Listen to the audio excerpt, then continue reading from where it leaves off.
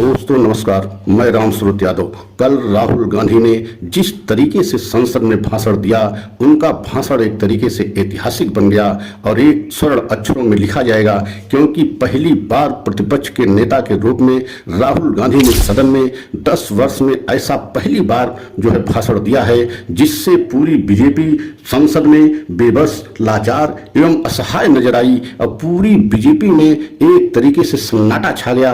बार बार बड़े बड़े बीजेपी के कैबिनेट के नेता उठते रहे, बैठते रहे, लेकिन उनके समझ में नहीं आ रहा था कि किस तरीके से हम आज राहुल गांधी का डिफेंड करें, क्योंकि राहुल गांधी का इतना जबरदस्त भाषण था कि पूरे देश के लोगों ने एक तरीके से सराहा है। पूरे देश के लोगों को लगा है कि राहुल गांधी का यह ऐतिहासिक भाषण है और पूरी तरीके से बीजेपी बैकफुट पर नजर आई। संसद में किसी भी तरीके से बीजेपी को ऐसा लग नहीं रहा था कि राहुल गांधी का सामना कैसे करें, और यही कारण था कि बीजेपी के बड़े बड़े नेता एक तरीके से उठते रहे, बैठते रहे, लेकिन राहुल गांधी का जवाब देने की हिम्मत नहीं जुटा पाए। और यहां तक कि प्रधानमंत्री मोदी जी पहली बार इतना लाचार और बेबस नजर आए कि उनको भी नहीं कुछ सोच रहा था कि राहुल गांधी को हम किस तरीके से डिफेंड करें। और सबसे बड़ा हमला हिंदुओं को लेकर के था। राहुल गांधी ने स्पष्ट तौर से कह दिया कि बीजेपी का मतलब पूरा हिंदू नहीं है, आरएसएस का मतलब पूरा हिंदू नहीं है। ये बीजेपी और आरएसएस सिर्फ नफरत की राजनीति करके हिंदुओं को केवल अपना एक तरीके से हथियार बनाने की कोशिश करती है। और इसी पर राहुल गांधी ने बहुत बड़ा खुलासा किया और आज हम उसी पर पूरी चर्चा करेंगे और पूरा सच बताएंगे कि कल का राहुल गांधी का भाषण ऐतिहासिक क्यों रहा और राहुल गांधी के भाषण से पूरी बीजेपी बेबस और एक तरीके से लाचार, असहाय क्यों नजर आई। तो अगर आप हमारे चैनल पर पहली बार हैं तो चैनल को लाइक, सब्सक्राइब जरूर कर लें और वीडियो को अंत तक देखें। सबसे पहले आपको ये बताना बहुत जरूरी है कि जैसे राहुल गांधी पहली बार संसद में प्रतिपक्ष नेता की हैसियत से भाषण देना शुरू किया, ऐसे ऐसे राज का खुलासा किया, मतलब जनता से जुड़े ऐसे ऐसे मुद्दे राहुल गांधी ने उठाया, जिससे पूरी बीजेपी एक तरीके से सन्नाटा छा गया। और बीजेपी के बड़े बड़े नेता, वो चाहे राजनाथ हो, चाहे गृह मंत्री अमित शाह हो, मतलब जो भी बड़े बड़े स्तर के कैबिनेट मंत्री सब थे, सभी एक तरीके से लाचार और बेबस नजर आए।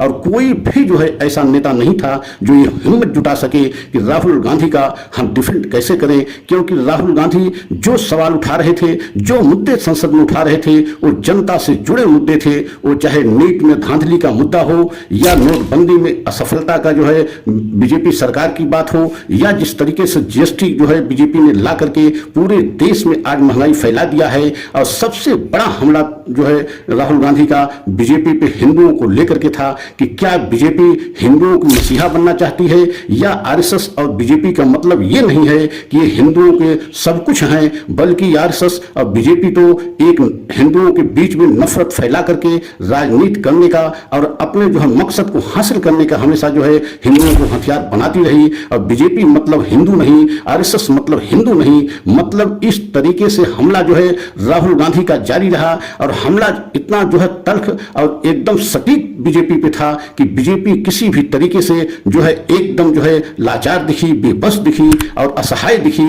एकदम सामना करने की किसी नेता में हिम्मत नहीं थी। और ये पहली बार देखा गया कि इतना राहुल गांधी का तल्ख भाषण था और जनता से जुड़े मुद्दे थे कि बीजेपी भी शोरगुल हंगामा नहीं कर सकी। और क्योंकि प्रतिपक्ष की नेता की हैसियत से पहली बार राहुल संसद में पहला भाषण दे रहे थे, और इतना जोरदार भाषण और इतना जनता से जुड़े मुद्दों को बीजेपी के सामने एक तरीके से उठा करके बीजेपी की एकदम संसद में बखिया उधेड़ दी कि 10 वर्ष में आपने जनता के लिए कुछ भी नहीं किया, सिर्फ जनता में नफरत फैलाया। नफरत फैला करके वोट हासिल करके 2 बार आपने सत्ता में जरूर पहुंचे हैं, लेकिन जनता के लिए आपने बहुत कष्ट दिया है और जनता आपसे बहुत दुखी है। क्योंकि आज की जो महंगाई है, आज जो हमारे देश में बेरोजगारी है, यह 50 वर्ष के रिकॉर्ड को तोड़ दिया है। और आप पूरी बीजेपी को एक ऐसे कटघरे में राहुल गांधी ने खड़ा किया कि आपकी वजह से आज देश में जितनी परीक्षाएं हो रही हैं, सभी परीक्षाओं में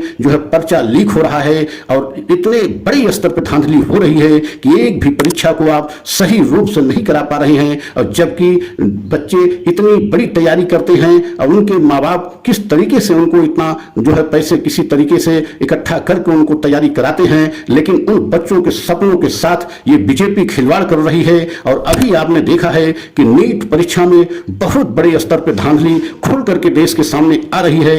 इन सब मुद्दों को राहुल गांधी ने जिस अंदाज में जो है संसद में उठाया, उससे पूरी बीजेपी एक तरीके से जो है बेबस और लाचार नजर आई। और यहां तक कि किसी तरह से बीजेपी का कोई ऐसा नेता नहीं था जो राहुल गांधी को डिफेंड करने की जो है सोच सके। और यही कारण था कि पूरी बीजेपी में सन्नाटा छाया रहा और बीजेपी पूरी तरीके से राहुल गांधी की सिर्फ जो है बातों को सुनती रही। अब देखना यह है कि आज राहुल गांधी के जवाब में प्रधानमंत्री मोदी जी किस तरीके से जवाब जो है राहुल गांधी का देते हैं, क्योंकि आज प्रधानमंत्री मोदी को राहुल गांधी का जो कल का दिया हुआ भाषण है उस पर उनको जवाब देना है। लेकिन कल का भाषण राहुल गांधी का ऐतिहासिक भाषण बन गया और स्वर्ण अक्षरों में लिखा जाएगा, क्योंकि जनता के चुन चुन करके मुद्दों को राहुल गांधी ने संसद में उठाया। और जिस तरीके से 10 वर्ष बीजेपी सरकार पूरी तरीके से फेलियर रही, उन सभी फेलियर के मुद्दों को जो है राहुल गांधी ने संसद में उठाया। देखना यह है कि आने वाले समय में राहुल गांधी क्या एक जननायक नेता के रूप में उभर रहे हैं और पूरे देश में सर्वमान्य नेता के रूप में राहुल गांधी को इस समय लोग स्वीकार भी कर रहे हैं। और यही कारण है कि कल राहुल गांधी का भाषण एक तरीके से संसद में दिया हुआ भाषण और नेता प्रतिपक्ष के रूप में दिया हुआ पहला भाषण ऐतिहासिक बन गया और बीजेपी में पूरी तरीके से सन्नाटा छा गया है। अब देखना यह है कि मोदी जी इसका जवाब कैसे आज देते हैं। अगर हमारा यह वीडियो आपको अच्छा लगा हो तो लाइक सब्सक्राइब करें, कमेंट के द्वारा अपनी राय हमें अवश्य दें। अगला वीडियो पुनः लेकर के आएंगे। जय हिंद, जय भारत।